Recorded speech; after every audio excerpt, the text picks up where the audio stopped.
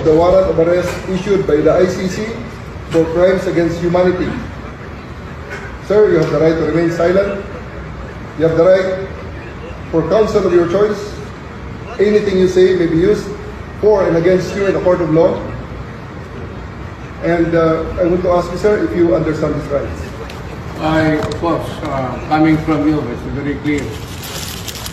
Now that you're asking, sir, for the basis of the warrant, the ICC had issued a warrant pursuant to Article 25(3)(a) of the statute for crimes against humanity and pursuant to Article 7(1)(a) of the same statute for murder, sir, committed in the Republic of the Philippines during the relevant period and as set forth in this warrant of arrest.